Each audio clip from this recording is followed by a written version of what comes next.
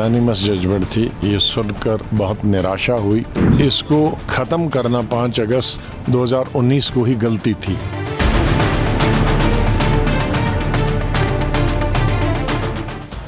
अगस्त 2019 इसी दिन देश की संसद से देश के गृह मंत्री अमित शाह ने जम्मू कश्मीर को आर्टिकल 370 की बेड़ियों से आजादी दिलाई, 35A को खत्म किया और राज्य को 2 हिस्सों में जम्मू कश्मीर और लद्दाख में बांट दिया गया।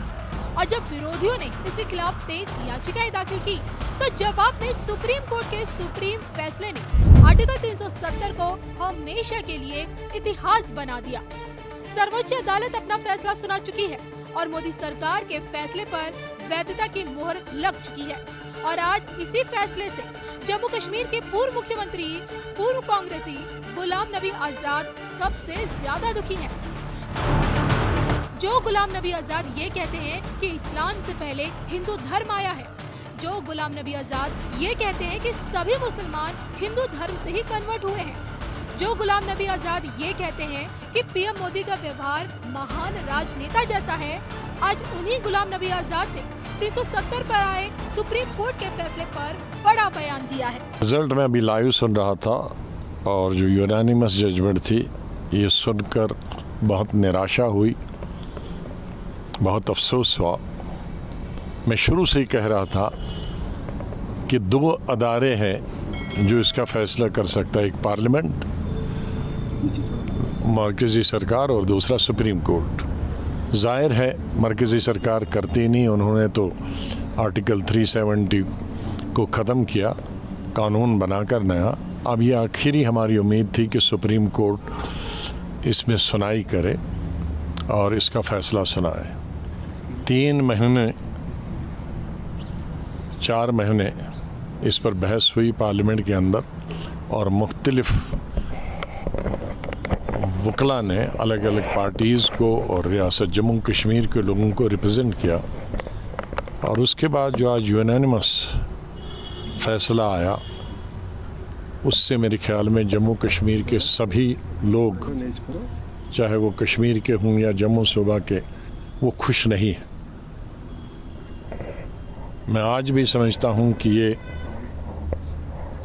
हमारी रीजन के लिए एक हिस्टोरिकल चीज़ थी। हमारे जज्बात जम्मू कश्मीर के लोगों से इससे जुड़े थे, चाहे वो 370 हो या 35A हो, जिस 35A को महाराजा हरि सिंह ने 1925, 1927 और 1928 में बनाया था कि बाहर वाला न नौकरी कर सकता, न बाहर वाला ज़मीन खरीद सकता। और जब हमारा आईन बना तो 35A की शक्ल में उस महाराजे को फैसले को आगे बढ़ाया था। तो आज वो भी ख़त्म हो गया, दोनों चीज़ें ख़त्म।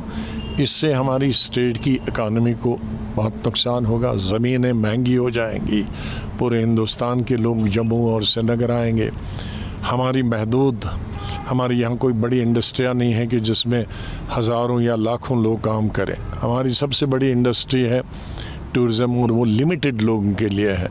हमारी सबसे बड़ी इंडस्ट्री जम्मू कश्मीर की है नौकरी, सरकारी नौकरी, और उसमें भी अब और बहुत कम नौकरियां होती। ज़ाहिर स्टेट बहुत छोटी है, अब उसमें पूरे मुल्क के 130 करोड़ जो आबादी हमारे में वो अप्लाई कर सकते हैं हर महकमे के लिए। तो हमारे जो नौजवान बच्चे हैं या बच्चियां हैं पढ़ी लिखी, वो और बेकारी हमारी बढ़ेगी, कई गुना और ज़्यादा बढ़े। तो ये तमाम चीज़ें जब रखी गई थी आर्टिकल 370 में, 35A में, 35A में, इन तमाम चीज़ों को नज़र में रखा गया था कि एक बॉर्डर स्टेट है, एक तरफ से चाइना है, दूसरी तरफ से पाकिस्तान है, और कोई यहाँ ज़रिया आमदनी नहीं है, कोई खदानें नहीं है, बड़े कोयले की खदानें या दूसरी खदानें। तो ये चीज़ें आर्टिकल 370, 35A रखना चाहिए ताकि इनको तमाम लाज़मात मिले। आज उन लाज़मात से हम कहते हैं कि कोर्ट जाएंगे, हम कह सकते हैं आज के बाद जम्मू कश्मीर के लोगों का कोर्ट से भी अब भरोसा हट गया है। मैं ये तो नहीं कह सकता कोर्ट से भरोसा उठ गया, लेकिन ये था कि एक उम्मीद थी, क्योंकि कई चीज़ों में हम सब ने, हिंदुस्तान के हिंदू मुसलमान ने पिछले कई सालों से कहा था जो कोर्ट करेगा वो आखिरी फैसला होगा। जैसे बाबरी मस्जिद के बारे में कहा था, इसी तरह से और कई चीज़ों में कहा था और उसको स्वीकार किया था। तो अब हमारी उम्मीद थी कि सुप्रीम कोर्ट, क्योंकि वो किसी दल की, किसी पक्ष की, किसी सियासी पार्टी से ताल्लुक़ नहीं रखते हैं, और ख़ास तौर से आज की जो ये बेंच था वो बिल्कुल मैं कह सकता हूँ कि बहुत ही अच्छा बेंच था।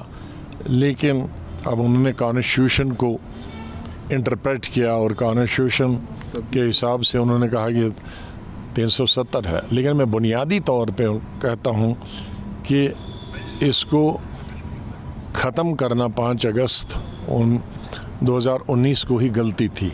जल्दी में किया गया था, बहुत जल्दी में किया गया था, और जम्मू कश्मीर के अवाम से तो कोई पूछ नहीं सकता है इतने आम से, लेकिन जम्मू कश्मीर की सियासी पार्टियों से पूछा जाना चाहिए था, तो वो नहीं हुआ। पूछा तो नहीं गया। What next? पॉलिटिकली कोई और फंडा है या नाउ प्रिपरेशंस फॉर इलेक्शंस?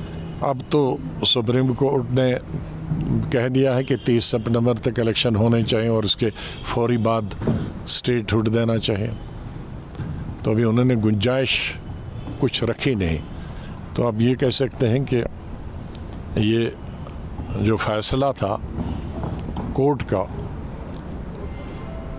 अब अदालत के खिलाफ तो कुछ नहीं कह सकते, लेकिन उससे जम्मू कश्मीर के तमाम अवाम में, हमें, हमारी पार्टी को बहुत मायूसी और अफसोस है। स्टेटहुड पर आप नहीं, स्टेटहुड तो उन्होंने पहले ही पार्लियामेंट में कहा है, अब उसमें इलेक्शन का भी पहले ही कहा है। लेकिन इस सिलसिले में कम से कम जो सुप्रीम कोर्ट ने एक डेट तय कर दी कि भाई 30 सितंबर से पहले होना चाहिए और उसके फ़ौरन बाद स्टेटहुड होना चाहिए, वो चीज़ तो हमारे हक़ में है। लेकिन जो दूसरी चीज़ थी जिससे हमारे जज्बात जुड़े थे, या हमारी तरक्की के लिए, हमारी मैशत के लिए, हमारी रोज़गार के लिए, बच्चों के रोज़गार के लिए, या ज़मीन महंगी ना हो, उसके लिए जो चीज़ें थी वो हमें नहीं मिल पाएंगी। एक बात माननी पड़ेगी, बीजेपी जो कह रहा है डंके की चोट पे कह रहा है, दरपर्दा कुछ नहीं हो रहा। जो पहले दिन कहा था आज भी उसे पछता। हाँ, ये उनका 70 साल से उनके एजेंडे में था आर्टिकल 370, लेकिन वो 370 के बाहर भी गए। स्टेटहुड ख़त्म करने का नहीं था, यूनिटी बनाने का नहीं था, ये चीज़ें वो जो उनके एजेंडा में 70 साल से नहीं था उसके बाहर भी वो चले गए। आज़ाद साहब, ये जानना चाहूँगा कि अब इस फैसले के बाद जो है पॉलिटिकल पार्टीज और ख़ासकर DPAP की जो सियासत है वो किधर जाती हुई दिख रही है? अब वो हम अपने साथियों से बात करें, लेकिन मैंने पहले ही कहा कि तो 2 ही बड़े इदारे हैं, पार्लियामेंट और सुप्रीम कोर्ट। उससे तो ऊपर वाला खुदा है, उसके साथ तो हमारी अप्रोच नहीं है। तो यहाँ जो जमहूरियत में जो सबसे स्ट्रॉन्ग पिलर्स है हमारी जमहूरियत के, वो है पार्लियामेंट और सुप्रीम कोर्ट। बदकिस्मती से हम दोनों में हार गए।